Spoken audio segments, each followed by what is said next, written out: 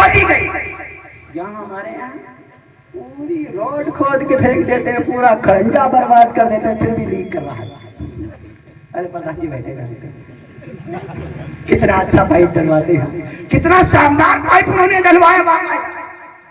565 kilometre دور systemic system, وہاں تازہ زمزم ملا. جو زمزم کا ذائقہ میں نے مکہ المکرمہ میں دیکھا, وہی مدینہ المنورہ میں دیکھا. مکے کے لوگ بھی فیضیاب ہو رہے ہیں, مدینے کے لوگ بھی فیضیاب ہو رہے ہیں. ایک نیلو ایک ایجنسی ہے, اس نے تازہ سروے جاری کیا ہے. اس نے کہا ہے روزانہ 24 گھنٹے میں زمزم سے کے کنویں سے 10 بلین لیٹر پانی نکال دیا جاتا ہے, اور 20 منٹ میں کنواں پھر سے بھر جاتا ہے. سبحان اللہ.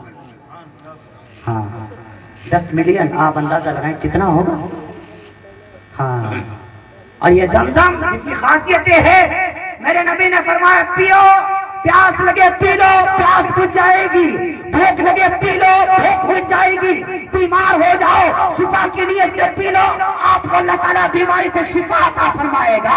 اور یہ تمام باتیں تجربات میں شاہد ہیں میری. ہاں صبح سے فجر کے وقت کے 2 بجے 3 بجے میں رات میں نکل گیا, اپنی اہلیہ محترمہ سے کہا آپ چلیں گی یا آرام فرمائیں گی. فرمائے نہیں, آپ کا ساتھ تو یہاں چھوڑنا ہی نہیں ہے. وہ بھی پیچھے بولی, نہ ناشتے کی فکر نہ کھانے کی فکر. ہاں جا کر کے طواف کر رہے ہیں, مستی میں زمزم پی رہے ہیں, نہ بھوک کا احساس نہ پیاس کا احساس. 18 گھنٹے گزر گئے, نہ تھکاوٹ محسوس ہوئی, نہ بھوک کا احساس ہوا, نہ پیاس کا احساس ہوا.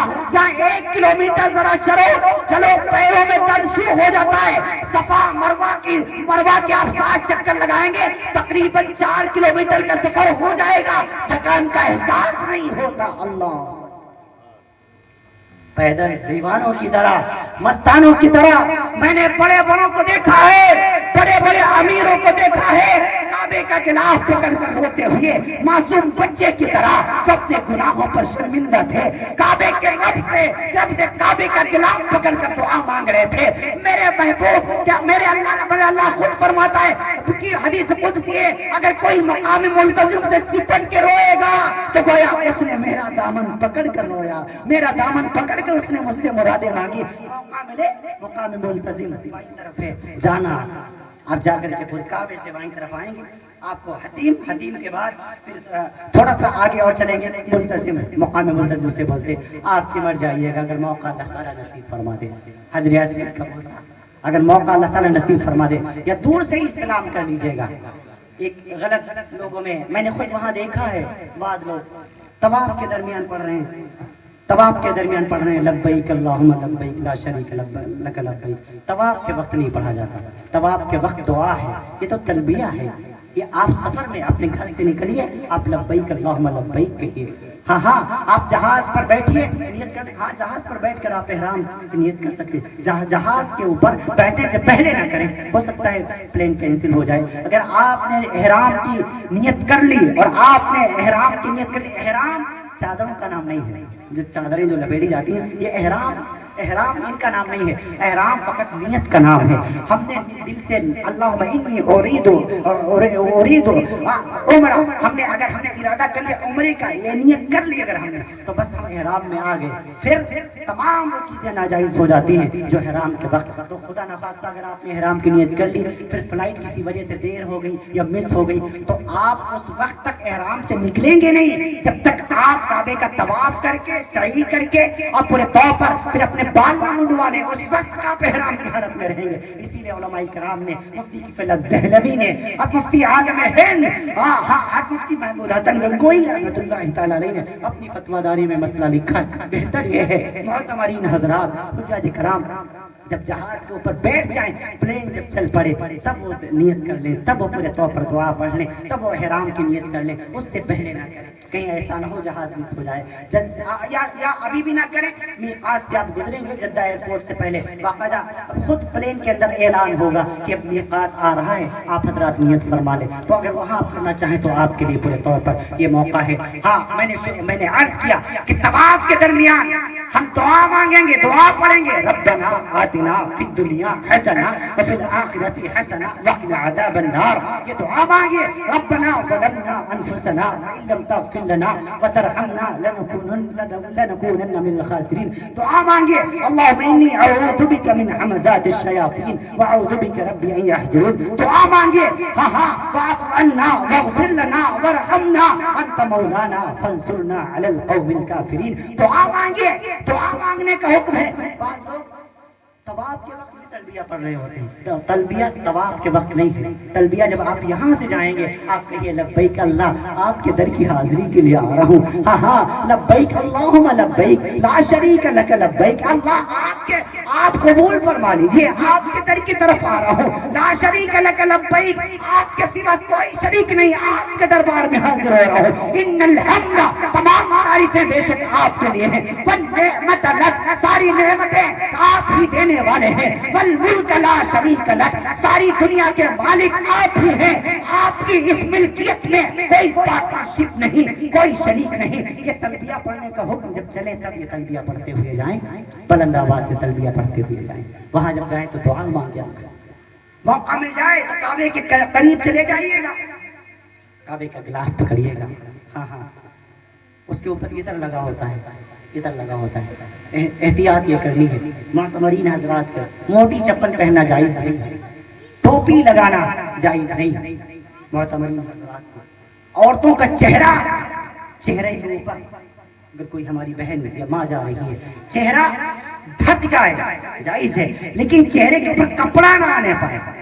ایک کیپ آتا ہے، اگر دستیاب ہو تو آپ لکھنؤ میں لے لیجیے گا، کیپ آتا ہے جو اس طریقے سے ڈھکا رہتا ہے، اس کے اوپر کپڑا لٹک جاتا ہے، تو چہرے کو بند کرنا تو جائز درست ہے، لیکن چہرے کے اوپر اگر کپڑا آ گیا یہ درست نہیں ہے، یہ درست نہیں، پھر دم لازم آئے گا، حدود حرم کے اندر آپ کو قربانی کرنی پڑے گی، یہ مسائل سیکھ کے جانا چاہیے۔ اسی وجہ سے میں عرض کیا کرتا ہوں، کبھی اگر ہمارا ایسے موقع پر بیان ہوتا ہے تو میں دنیا کی باتیں نہ کر کے کچھ ضروری مسائل کی طرف میں اشارہ کیا کرتا ہوں۔ موٹی چپل پہن نہیں سکتا حاجی حج کے دوران، سلا ہوا کپڑا پہننا جائز نہیں حاجی کے لیے حج کے دوران، ٹوپی نہیں لگا سکتا، بس ایک چادر کفن کی طریقے سے لپیٹ لے، تہبند کے طریقے سے دوسرا اوپر کفن کی طریقے سے ڈال لے، دیوانوں کی طرح دیوانہ بن کر پاگل بن کر اللہ کے دربار میں حاضر ہو، عاجز بن کر کے جائے، کہ اللہ میں زمیندار تھا اپنے گھر میں، سرمایہ دار تھا اپنے گھر میں، جگیردار تھا اپنے گھر میں، روپیہ پیسے والا تھا اپنے گھر میں، اللہ اب آپ کے در کا بھکاری ہوں، بس کفن کا کپڑا لپیٹ کر کے، امیر جائے ایک ہی ترانہ ہے، غریب جائے ایک ہی ترانہ ہے، بڑا آدمی جائے ایک ہی ترانہ ہے، حاجی جائے ایک ہی ترانہ ہے، عالم جائے ایک ہی ترانہ ہے، لبیک اللہم لبیک لا شریک لک لبیک ان الحمد والنعمت لک والملک لا شریک لک۔ اللہ آپ کے در میں عاجز بندے کی پیشانی حاضر ہے، اے کریم اللہ آپ کے در میں ہم مجرم بن کر کے پیش ہیں، اللہ ہمارے گناہوں کو معاف فرما۔ وہاں زمینداری نہیں چلتی، وہاں صرف ایمان چلتا ہے، دل بدل کے جانا، دل بدل کے آنا، ارادہ کر کے جاؤ، انشاءاللہ توبہ کر کے جاؤ، کسی کا حق اگر آپ کے ذمہ ہے اس کا حق لوٹا کے جاؤ، پتہ نہیں ایسا تو نہیں کسی کی وجہ سے ہمارا حج روک لیا جائے، ہمارا عمرہ مردود کر دیا جائے۔ عبد الرحمن بن شیران ایک واقعہ یاد آ رہا ہے، حضرت مالک بن دینار رحمۃ اللہ علیہ فرماتے ہیں، اس سے پہلے ایک اور واقعہ سنو۔ عبداللہ بن مبارک، ابھی حضرت مولانا اشارہ کرتے ہیں، عبداللہ بن مبارک رحمۃ اللہ علیہ بڑے پائے کے محدث گزرے، اللہ تعالیٰ نے بڑے باپ کے گھر میں ان کو پیدا فرمایا، کپڑوں کی تجارت کیا کرتے تھے۔ فرماتے ہیں میرا حج پر جانے کا ارادہ تھا، میں نے شروع میں جو عرض کیا کہ روپے پیسے سے کچھ نہیں ہوتا، دل میں لگن ہو تو اللہ تعالیٰ آپ کے لیے انتظام فرمائے۔ مفتی محمد شفیع صاحب رحمۃ اللہ علیہ، ان کی ایک بہن تھی، مفتی صاحب کے پاس ایک دن آئی کہ بھیا حج پر جانے کا ارادہ ہے لیکن پیسے ہمارے پاس کوئی نہیں ہے، ہمارے پاس کوئی پیسے نہیں ہے، انتظام دعا کر دیجیے اللہ تعالیٰ انتظام فرما دے۔ تو کہا اچھا پکا ارادہ ہے؟ کہاں پکا ارادہ ہے؟ تو کہا تم نے انتظام کیا کیا؟ بھیا اتنے پیسے ہی نہیں ہے، بچتے نہیں ہیں جو میں انتظام کروں۔ فرمائے جتنا ہو سکے اتنا کرو۔ تو مفتی محمد شفیع فرماتے ہیں اس دن سے ہماری بہن میں 58 51 52 اس دور میں چلا کرتے تھے، ہم نے تو دیکھی بھی نہیں، 54 دیکھی ہے، میں 54 والا ہوں۔ 10 पैसे और 20 पैसे तो हमने देखे तो हैं, लेकिन हमारे दौर में नहीं चलती थी। चवन्नी से शुरुआत हुई है हमारे दौर में, बाकायदा चवन्नी वाला हूँ, अठन्नी वाला हूँ। हाँ, अब रुपया वाले तो आप सब है माशाअल्लाह, मैं अर्ज कर दूँ। हाँ, तो उन्होंने एक एक पैसा जोड़ना शुरू कर दिया। अल्लाह की शान, 2 साल के बाद बहन का इंतकाल हो गया। तो मुफ्ती मोहम्मद शफी साहब फरमाते हैं, हमने जब मीरास जब तकसीम होने लगी तो बहन का एक गुल्लक नजर आया, उसके ऊपर लिखा हुआ था रकम बराए हज, रकम बराए हज, यानी वो बहन उस गुल्लक के अंदर हज करने के लिए रकम जमा कर रही थी। मुफ्ती साहब ने कैसे तोड़ा गया तो उसमें 225 रुपए जमा हो गए थे। सुभान अल्लाह, उस जमाने में 225 रुपए बहुत बड़े होते, बहुत मोटी रकम होती थी। फरमान लगे मेरी बहन का इरादा था कि हज कर ले, तो ऐसा करता हूँ, मेरा हज में जाने का इरादा है। उन पैसों को हजरत ने ले लिया और जा करके जद्दा में एक शख्स से कहा कि आपका, हमारा हिंदुस्तान से तो इतने पैसों में हज नहीं हो सकता, आपका हज हो सकता है, लिहाजा आप मेरी बहन की तरफ से हज बदल कर दें, मेरी बहन की तरफ से इतने पैसों में हज बदल कर दें। हाँ, उन्होंने हज बदल किया। तीसरे दिन मुफ्ती साहब ने ख्वाब में देखा कि बहन बेहतरीन वाला खानों में टहल रही है, बेहतरीन कपड़े पहने हुए। कहा बहन क्या बात है, क्या हाल है, अल्लाह ताला ने क्या बताया, क्या क्या क्या मामला फरमाए? कहा भाई जो पैसे मैंने जमा किए थे और तूने उन पैसों से एक जद्दा के शख्स को हज बदल मेरी तरफ से करवा दिया, अल्लाह ने उस हज का पूरा सवाब हमें अता फरमा दिया और हमारे लिए बख्शो मग़फ़िरत के परवाने। अल्लाह, दिल में हम यकीन तो रखें, इरादा तो करें, तो जितना पूरे तौर पर हमसे हो सके हम कोशिश किया करें कि हम अल्लाह के दर के पर हाजिर हो जाए। अब्दुल्ला बिन मुबारक फरमाते हैं, मैं हज पर जाने का हमें इरादा था, हज पर जाने का इरादा था, मैं गर्मी सख्त थी, मैंने सोचा था 1 महीने के बाद मैं हज पर जाऊंगा। मैं रास्ते से गया तो क्या देखा, एक शख्स से पैरों से चल नहीं सकता, पैरों से माजूर है, पसीने में लटपट है, बदन पर कोई अच्छे से कपड़े भी नहीं, हाथ भी कमजोर है। हाँ, तेज चिलचिलाते हुए धूप में रगड़ता हुआ आ रहा है। अब्दुल्ला बिन मुबारक रहमतुल्लाह ने देखा, कहा भाई सलाम किया, कहा भाई कहाँ जा रहे हो? कहा हज पर जा रहा हूँ। पैदल जा रहे हो? हाँ, पैदल ही जा रहा हूँ। तो कहा ऐसा करो, मेरा भी हज पर जाने का इरादा है, हमारे पास 2 ऊँट मौजूद हैं, ऐसा कीजिएगा आप एक ऊँट पर आप सवार हो जाइए। पैदल क्यों जा रहे हैं, पता नहीं कब आप पहुंच पाए। तो अब तक जो ये शख्स था, इसने घूर के मालिक अब्दुल्ला बिन मुबारक को देखा और डांटा। कहा अब्दुल्ला बिन मुबारक, अब तक तो मैं तुम्हें अक्लमंद समझता था, अब पता चला तुम बहुत बड़े बेवकूफ हो। तो कहा हमने बेवकूफी की क्या बात की? तो कहने के बताओ। वो शख्स कहने लगा जो पैरों से माजूर है, चल नहीं सकता, कमजोर है, गरीब है, मिस्कीन है, तंगदस्त है, कहने लगा अब्दुल्ला बिन मुबारक बताओ, अगर किसी गुलाम ने अपने आका का दिल दुखाया हो, अगर किसी गुलाम ने अपने आका की नाफरमानी की हो, फिर वो गुलाम अपने आका से माफी मांगने के लिए जाए तो सवारी पर जाए तो अच्छा लगेगा, या घिसकता हुआ नाक रगड़ता हुआ जाए तब अच्छा लगेगा? अब्दुल्ला बिन मुबारक फरमाने लगे हाँ, कायदा तो यही कहता है, आजिज़ी के साथ जाए, इंकिसारी के साथ जाए। ये शख्स रोने लगा, कहने लगा अब मालिक पे अब्दुल्ला बिन मुबारक, मैं अपने अल्लाह का गुनहगार बंदा हूँ, नमाज में पढ़ नहीं पाता, रोजा में रख नहीं पाता, ज़कात मैंने दी नहीं है, हज पर कोई फर्ज नहीं था, वो रब मुझसे रूठ गया है, अपने रूठे रब को मनाने जा रहा हूँ, रूठे आका को मनाने जा रहा हूँ, लिहाजा मैं तो घिसट के जाऊंगा, नाक रगड़ के जाऊंगा, उसके दर तक जाऊंगा। अब्दुल्ला बिन मुबारक फरमाते हैं उसकी इन बातों से मैं रोने लग गया, सीधा घर में आया।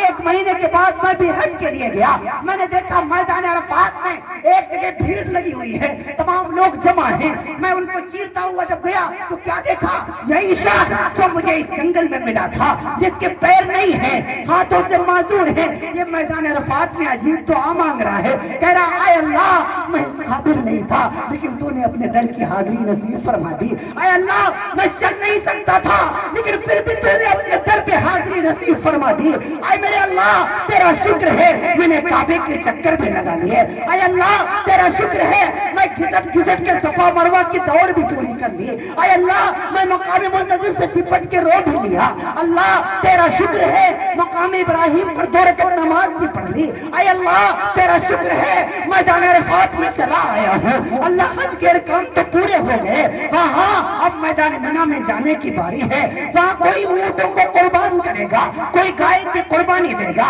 कोई धूपों की कुर्बानी देगा, कोई बकरियों को कुर्बान करेगा। अल्लाह तू जानता है मेरे पास तो रुपया نہیں ہے, میرے پاس تو پیسے نہیں ہیں, میں کون سی چیز تیرے نام پر قربان کروں.